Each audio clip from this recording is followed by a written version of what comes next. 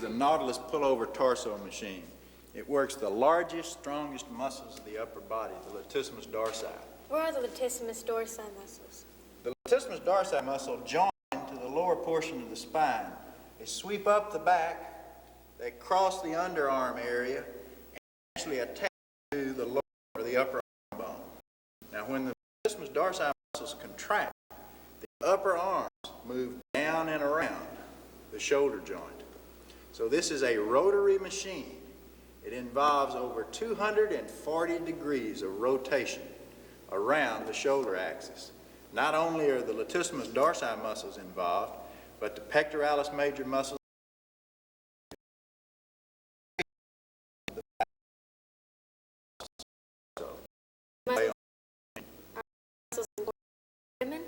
important, especially the ones that are involved in racket sports, or the ones that play softball or snow skiing. You're a snow skier, so this is a very important muscle in snow skiing. For swimming, it's important. It's also important as a means of beautifying the torso. When these muscles are fit, when they're strong, when they're flexible, the torso is beautiful. It looks very pretty. Now, let's review some of the things that you need to know in order to utilize this machine. First, there's a weight stack in back. Now, the weight stack is adjustable from 30 pounds all the way up to 200. Now, some of our big, strong football players use the whole weight stack. On the other hand, most women that start off have to use only 30 pounds. So with a small selector pin, you can easily adjust the weight stack from 30 pounds all the way up to 200. Now, once the weight is adjusted properly, then you want to come to the seat. Now, the seat position is important. So it can be lowered very easily. This is an adjustable seat. Or raised very easily. Do that. Picking up on the front of the machine, tilting it, sitting down on the back. Very easy to do. Well, then how do you know when it's in the proper position? When the seat is properly adjusted, the top of your shoulder will be parallel to the axis of rotation of the machine. Now, the axis of rotation is right in the middle of these pads. You can also see the bolt on the side that holds the movement of the place. Well, what is That's the aluminum pulleys. It's a spiral-shaped pulley. There are two on this machine. They effectively vary the resistance. As the radius of the cam increases, the resistance gets heavier. And as the radius of the cam gets the tension strength of the muscle is a very important factor in designing the cam for our machine. Now, as you get your seat adjusted properly, make sure your shoulders are on the axis of rotation. You want to secure yourself into the seat by fastening a belt. tightly? Tight. Now, this is a Velcro belt. It sticks on itself. That's tightly in place, and that secures your hips and your lower back in the proper position. Now, you want to keep your shoulders, your head back on this machine. Why do you want to keep your shoulders and head back? If you move your head, you're involving the neck muscles. If you move your shoulders, you're involving some of the lower back muscles. So we don't want to involve those muscles on this machine. We want to effectively isolate the latissimus dorsi muscles and work those muscles to exhaustion while relaxing as best we can the other surrounding muscles. Now, this is a foot pedal device. The foot pedal is important because it gets you into the machine and it gets you out of the machine. As I depress the foot pedal, the elbow pads come over. As I release the foot pedal, they go back. It's also a safety device if you get caught into the machine. So when I depress the foot pedals, these elbow pads come into a position where I can put my upper arms and elbows in the proper position. Now, keep your hands open. You don't want to grip. Why don't you want to grip your hands? If you grip, you're using the small of the four fingers. Now, there are much bigger muscles than the torso that we're working in this machine. They could tire before torso muscles would be fully worked.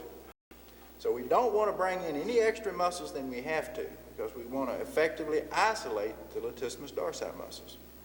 So hands open, elbows on the pads, head, shoulders back. You release the foot pedal. Stretch. Stretching, flexibility. Flexibility is important from a performance point of view and from an injury prevention point of view. So you want to stretch very slow in this position. Then, to the count of 2, 1,001, 1,002, you want to go into the fully contracted position. There should be a brief pause in this position. Well, why should you pause there? The fully contracted position is probably most neglected, simply because most people do not use this portion of the muscle, of the latissimus dorsi muscle. So being weak, it's very prone to injury. So by strengthening or concentrating on this contracted position, you strengthen those weak areas. Now you want to do the lowering phase of the exercise to the count of 4, approximately twice as long on the lowering, or the negative phase we call it. Well, why is that?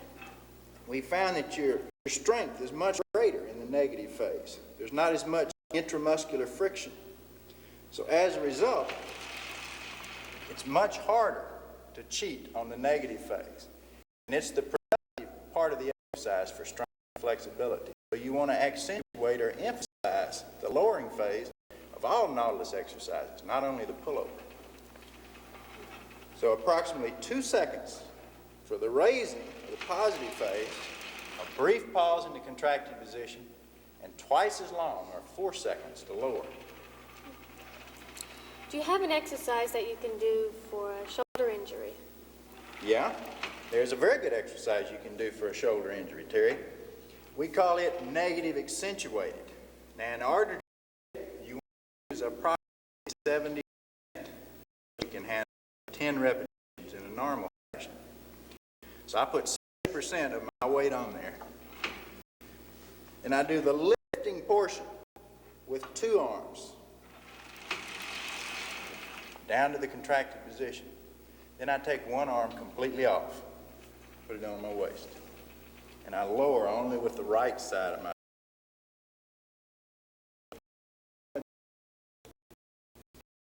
portion of the exercise. So we get negative accentuated. You've got an injured shoulder. You might want to do the exercise with only 1 arm. Do both the positive and the lifting phase with just 1. Now you'd have to reduce the resistance accordingly. But it can be used both arms, 1 at a time, or in a negative accentuated fashion. Should you do both of these exercises in the same day? There, we feel like that most people should exercise 3 times a week, every other day, Monday, Wednesday, Friday. But we don't feel like they should do both normal and negative accentuated on the same machine the same day. One or the other, but not both. Usually it's good to do a normal workout on Monday and Wednesday, and perhaps a negative accentuated workout on Friday, 1 day a week. All right, let's let you try the exercise quickly.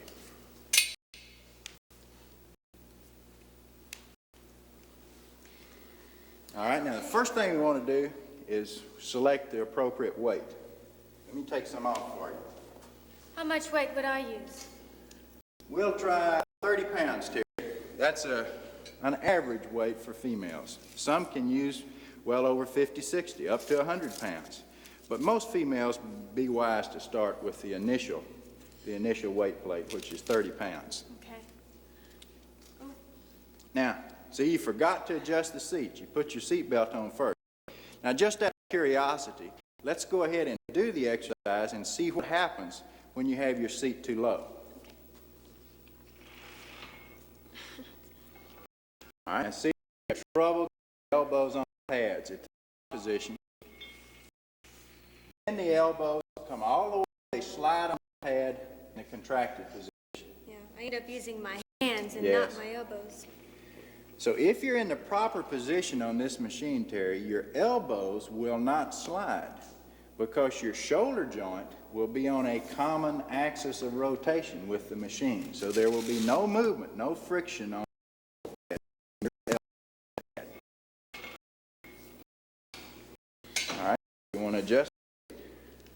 Remember, it's very easy. Pick up on the front. That's it. All right, now, you're about 1 notch too high, Terry. Let's lower it just a shade. See if you can do that. All right, that should be right. So we want the top of the shoulder on the axis of rotation. Okay, excellent. Now, seat belt. Should fit tight. All right. You want to keep your hips back because you do not want to be moving in the hip area. Springs in extra muscles. All right, now, depress the foot pedal. That brings the elbow pads over to about eye level. The elbows firmly on these pads, hands open, head and shoulders back. Okay, now slowly remove your feet. All right, now this is going to pull you into a stretch position. This will increase the flexibility of your shoulder girdle. You want to take approximately 2 seconds to pull the resistance to the contracted position, pause, and then back in 4 seconds. All the way back, stretch. That's it. Good. All the way down. See, you're doing it in a jerky fashion, which is usual at first. After a week, you'll be doing a smooth movement all the way into the fully contracted position. I see, and if you find that you have too much weight on here, you can immediately... Wait, if you pedal, that releases the force from your elbow and transfers to your legs. So this is a very safe machine. All right, let's try the negative accentuated style now, Terry. Pause, take your right arm out and lower very slowly. Now, on the negative accentuated, you want to take slightly longer, about 8 seconds to lower. That's it. Place the right arm down with 2. Your left arm. That's it. Very slow. Are you right-handed? Yes. See, this is very good for the tennis serve. You like to play tennis and racquetball. It's almost the very same movement that you use in hitting a tennis ball. How many repetitions should you do? All right, Terry, on all the upper body exercises, you should do 8 to 12 repetitions. Now, you can do 12 repetitions in the proper fashion. That's the signal to increase the resistance at the time of the next workout. So you'd add another plate. All right, Terry, I think you pretty well understand this. Put your foot here.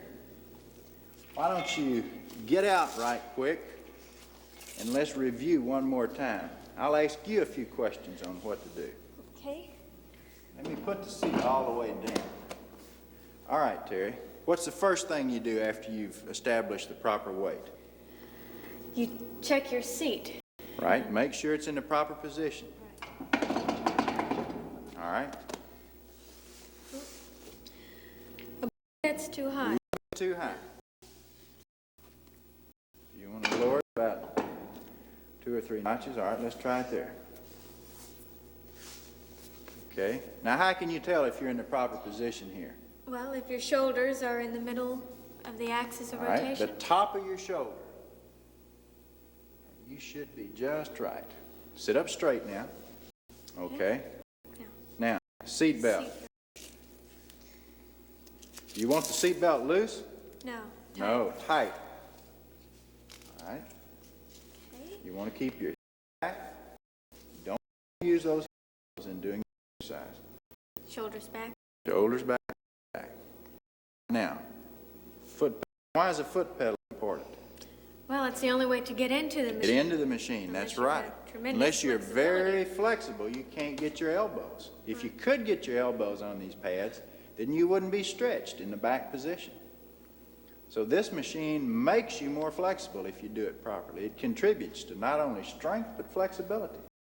All right, foot pedal, elbows, pads, that's it. Move your hands. Keep them open, make a fist, what? Karate chop. Karate chop, good. You don't want to use those muscles of the forearm and the hands. Down. All the way down. 2 seconds. 2 seconds. Slight pause. Up 4 seconds. 4 seconds.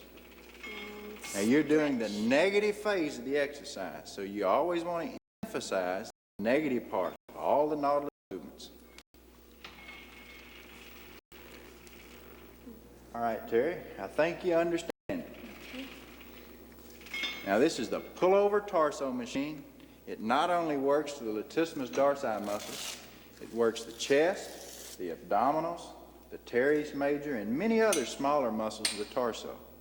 And those muscles not only contribute to improved performance and increased flexibility, but they develop a beautiful torso in females. So this is an excellent machine, not only for performance and injuries, but also as a means of contributing to a beautiful